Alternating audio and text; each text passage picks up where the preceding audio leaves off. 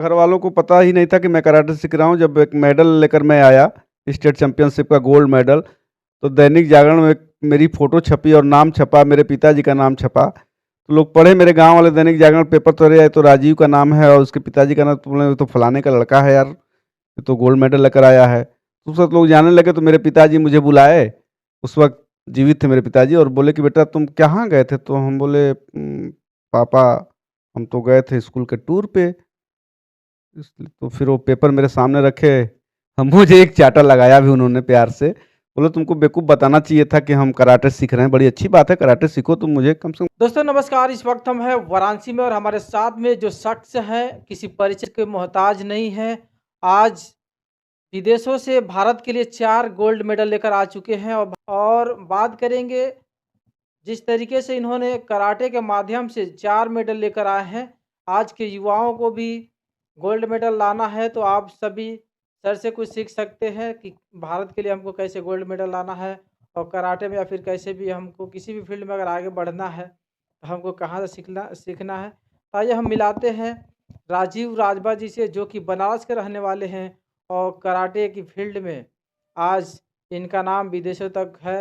और बात करें मोदी जी से, एक इनकी खास मुलाकात हो चुकी है। मोदी जी ने इनको आशीर्वाद भी दिया और इनसे मुलाकात भी की। आइए हम पूरी जानकारी आपसे शेयर करेंगे कि इनका कहाँ से शुरुआती दौर रहा है। तो सर स्वागत है आपका। बहुत-बहुत धन्यवाद, स्वागत है आपका भी, और आपका राजभर चैनल एक्सप्रेस को भी बहुत-बहुत धन्यवाद। सर, परिचय श्रोताओं के लिए। मैं राजीव राजभर, इंटरनेशनल कराटे खिलाड़ी, बनारस से बोल। जी। जिस तरीके से आप कराटे में 4-4 मेडल लेकर आ चुके हैं, गोल्ड मेडल, तो शुरुआती दौर आपके कहाँ से रहा? कैसे दिमाग में आया कि नहीं हमको भी गोल्ड मेडल लाना चाहिए सर? सर शुरुआती जब मैं कक्षा 9th में पढ़ रहा था, तो उस समय जब जब स्कूल जाता था तो उस रास्ते में ग्राउंड पड़ता था, और उस ग्राउंड सड़क के किनारे था और सब बच्चे अपना प्रैक्टिस करते थे, तो मैं भी 10 मिनट साइकिल खड़ा करके अपना डेली देखता था। तो उसी से मेरी जिज्ञासा जगी कि मुझे भी कराटे सीखना है, जी। सर। और घरवालों को कब पता चला कि नहीं आप कराटे सीखना चाहते हैं या फिर कराटे सीखेंगे? घर वालों को पता ही नहीं था कि मैं कराटे सीख रहा हूँ। जब एक मेडल लेकर मैं आया, स्टेट चैंपियनशिप का गोल्ड मेडल, तो दैनिक जागरण में मेरी फ़ोटो छपी और नाम छपा, मेरे पिताजी का नाम छपा। तो लोग पढ़े, मेरे गाँव वाले दैनिक जागरण पेपर तोड़े आए, तो राजीव का नाम है और उसके पिताजी का नाम, तो बोले, "ये तो फलाने का लड़का है यार, ये तो गोल्ड मेडल लेकर आया है।" तो सब लोग जानने लगे, तो मेरे पिताजी मुझे बुलाए। उस वक़्त जीवित थे मेरे पिताजी, और बोले कि, "बेटा तुम कहाँ गए थे?" तो हम बोले, पापा हम तो गए थे स्कूल के टूर पे।" इसलिए तो फिर वो पेपर मेरे सामने रखे, हम मुझे एक चाँटा लगाया भी उन्होंने प्यार से। बोले, "तुमको बेवकूफ़ बताना चाहिए था कि हम कराटे सीख रहे हैं, बड़ी अच्छी बात है, कराटे सीखो तुम, मुझे कम से कम घरवालों को बताना चाहिए था।" तब मेरे घरवालों को मालूम चला कि अरे यार, ये तो कराटे सीख रहा है लड़का। देखो ये दोस्तों, ये होता है जुनून, कोई चीज़ सीखने का, करने का। इन ये कराटे सीखते थे, कराटे में गोल्ड मेडल भी लेकर आए और तब जाके घर वालों को पता चला कि मेरा बेटा कुछ अच्छा काम कर रहा है और अपना जो नाम है मम्मी-पापा ने रोशन किया है। तो ऐसे होते हैं लगन, ऐसे होते हैं सपने। तो फिर बाकी कितने टोटल 4 मेडल आए, कहाँ-कहाँ से मेडल आए सर सर? मैं इंडोनेशिया से मेडल लाया, मैं बैंकॉक से मेडल लाया, मैं ऑस्ट्रेलिया से मेडल लाया, मैं साउथ अफ्रीका से मेडल लाया। देश के लिए मैं 4 गोल्ड मेडल लाया हूँ, और विदेशों के धरती पे जाकर अपने भारत माँ की झोली में 4 गोल्ड मेडल लाया हूँ। मैं बहुत सौभाग्यशाली हूँ कि जो बनारस की जो हाँ, काशी नगरी है, विश्व की प्राचीन नगरी काशी में मैं जन्म लिया हूँ, मैं वहाँ का बेटा हूँ, मुझे बहुत गर्व होता है।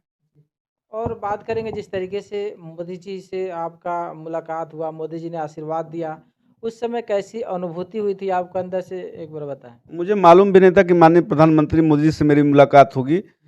मुझे फ़ोन आया डीएम ऑफ़िस से कि मैं डीएम ऑफ़िस बनारस से बोल रहा हूँ, माननीय डीएम साहब जी आपसे बात करेंगे। तो मैंने बोला ठीक है, बात कराइए। मुझे लगा कि यार क्या हो गया कि डीएम साहब मुझे बात करेंगे? तो डीएम साहब बोले कि हेलो, हम कहा हाँ सर। बोले, आप राजीव राजभर बोल रहे हैं कराटे प्लेयर? हम कहा हाँ sir, Rajiv Rajbhar karate player बोल रहा हूँ।